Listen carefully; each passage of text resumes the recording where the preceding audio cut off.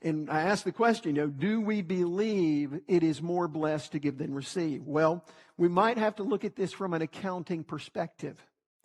I have heard it said you can tell what a person values the most by looking at their calendar and their checkbook. Now, I know that some of you all don't know what checkbooks are if you're young. We would say at your bank app or something, your Venmo, Cash App, depending on what you use.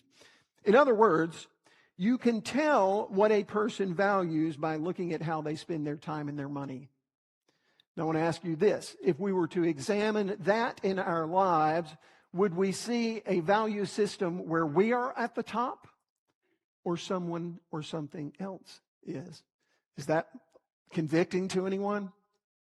If I look at how I spend my time and how I spend my money, I'm saying I agree with Jesus, it's more blessed to give than receive, but you wouldn't know it if you looked at how I give and who I give to and what I give toward.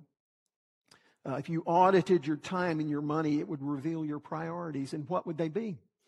Would those priorities be yourself, your recreation, your possessions?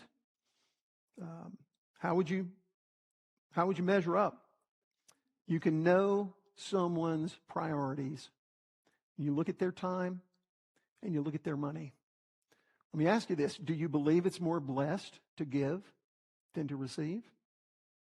And does that bear out when you take an account of what is important to you?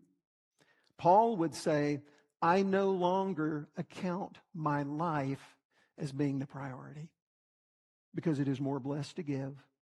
And I'm going to put other people and other things and ultimately the Lord at the top of my value system. The top line in my accounting method is going to be the Lord and those that He calls me to serve.